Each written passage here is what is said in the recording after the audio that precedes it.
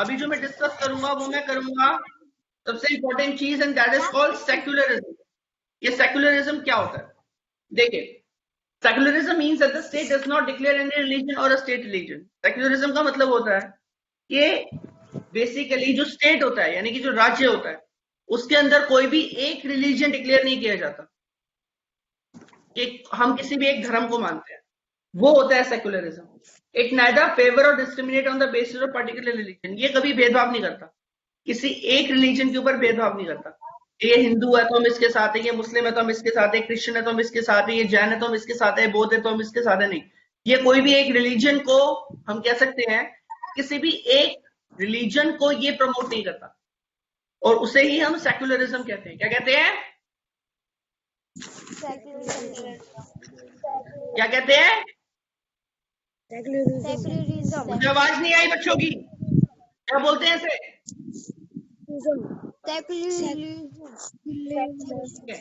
तो it neither favours not discriminates on the basis of particular religion.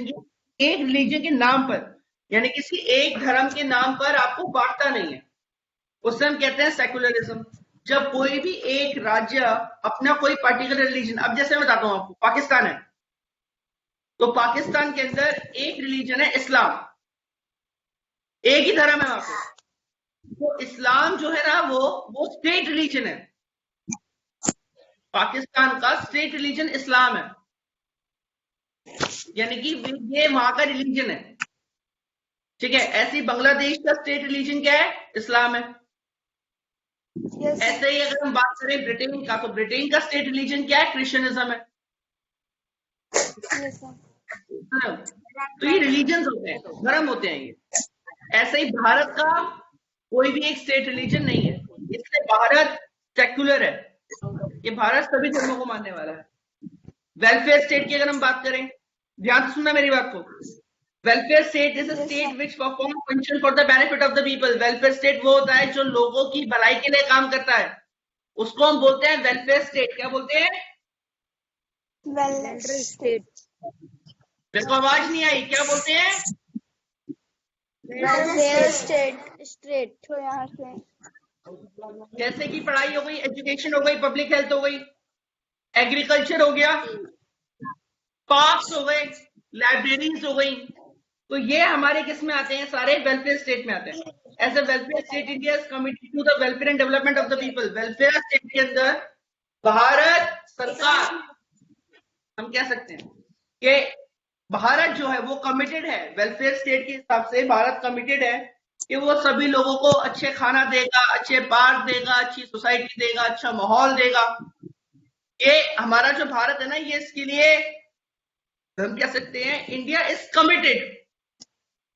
हर भारतीय को अच्छा खाना देना, अच्छा पानी देना, अच्छी सुरक्षा देना, अच्छा मेडिकल केयर देना, अच्छी हेल्थ देना, ये हमारा एक फर्ज है, और हमारा क्या पूरे भारत का फर्ज है।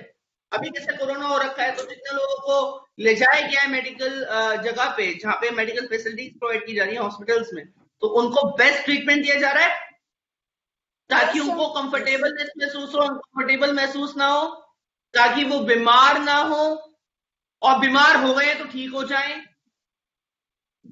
और कुछ लोग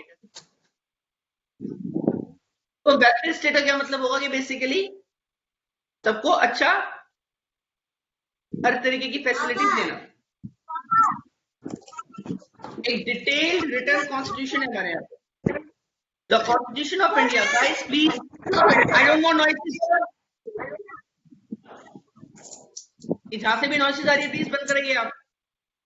a detailed return constitution. Deepali, अपनी बहन को बोलो प्लीज कि अपना मुंह बंद करे और बोले ना।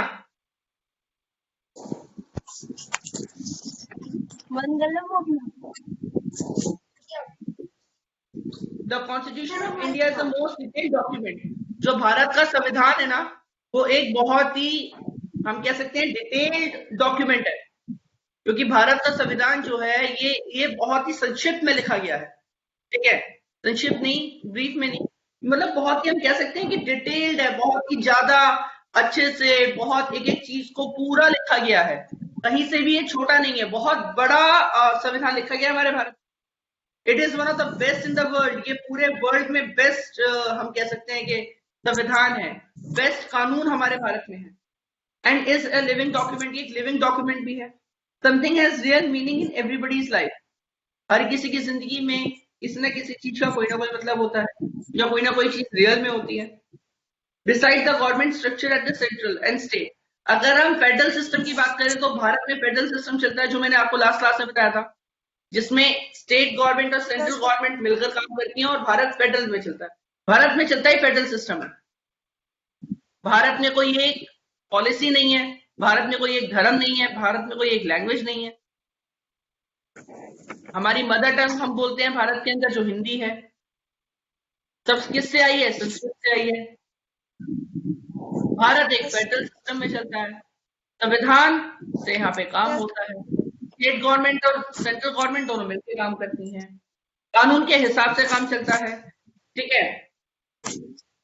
और जो मैंने आपको आज, जो मैं आपको पहले बता चुका हूँ कि हमारे यहाँ पे 3 तरीके की चीज, लेजिस्लेचर जो कानून बनाते हैं, एग्जीक्यूटिव जो उसको लागू करवाते हैं, जुडिशरी जो कोर्ट होती है, और ये सब होती है कि कोई कानून नहीं मान रहा है तो उनपे केसेस होते हैं, फिर उनको कोर्ट्स में लेके आया जाता है, फिर वहां पे वो उनके ऊपर कार्रवाई होती है। तो ये सब होता है। Besides the government structure at the central, state and local levels, चाहे हम सेंट्रल की बात करें, चाहे हम स्टेट की बात करें, चाहे हम लोकल लेवल की बात करें, पंचायत के चुनाव होते हैं, हम उसकी बात करें, या हम राज्य के चुनाव की बात करें, हरियाणा सरकार के चुनाव की बात करें, या हम देश के चुनाव की बात करें, या सेंट्रल की बात करें जहाँ पे सारे स्टेट्स में चुनाव होता है और वहां से सीटें गिनी जाती हैं, अराउंड अबाउट 300 और 325, राइट।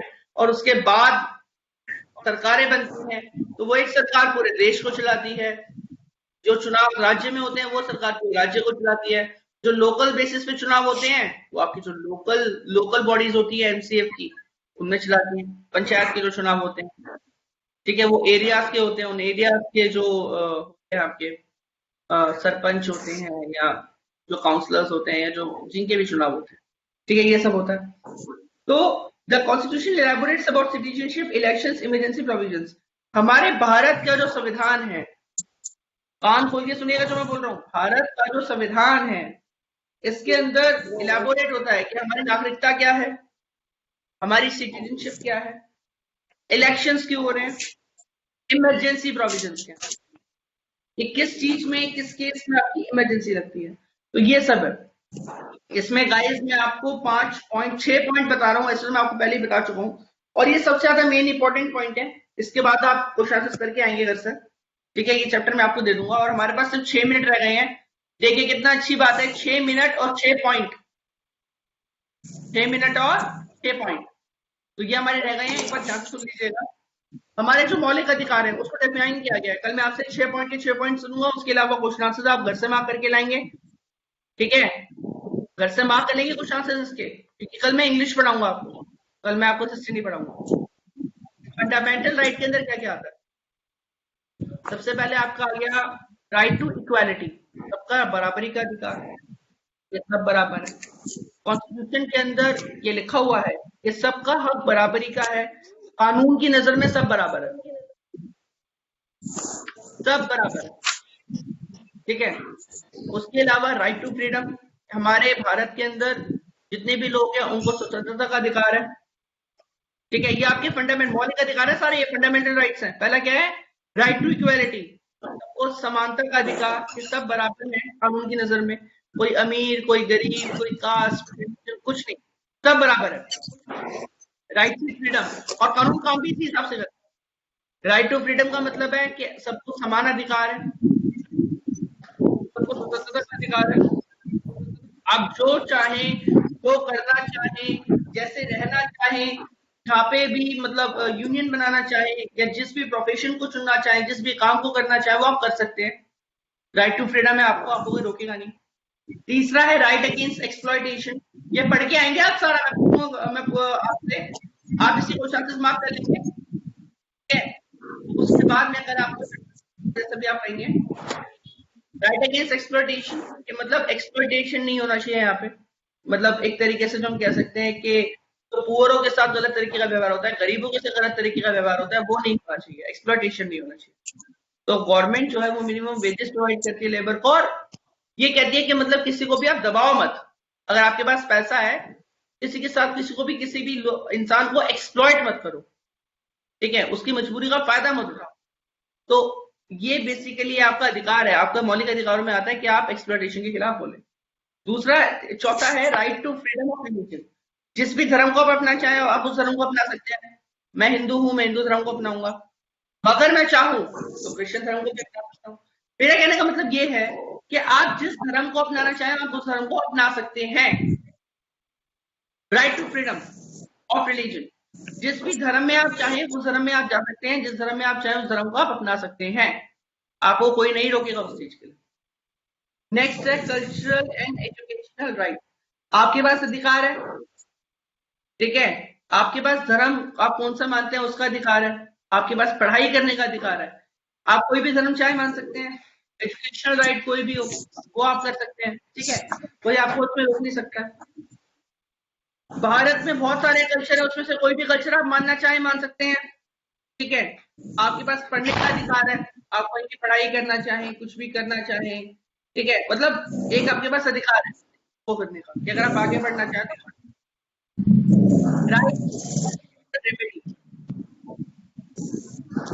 ठीक है, मान लीजिए आपको लगता है कि आपके मौलिक अधिकारों का हनन हो रहा है, तो उस केस में आपका कानून आपको ये अधिकार देता है कि आप न्यायालय जाइए और वहां जाकर अपनी आवाज लगाइए कि देखो जी इन्होंने तो मेरे मौलिक अधिकार का हनन किया है, इन्होंने मेरे को ये काम नहीं करने दिया, तो मेरे मौलिक अधिकारों का हनन हो गया। तो उस केस में कोर्ट आपके लिए काम करेगा। तो ये आपका right to equality, right to freedom, right against exploitation, right to freedom of religion, right to constitutional remedies, these are the most important concepts. तो ये आप करेंगे गाइस, ठीक है, इसके रिवीजन कर लेंगे आप एक बार, फिर भी आपको जो समझ में नहीं आएगा, ठीक है, वो आप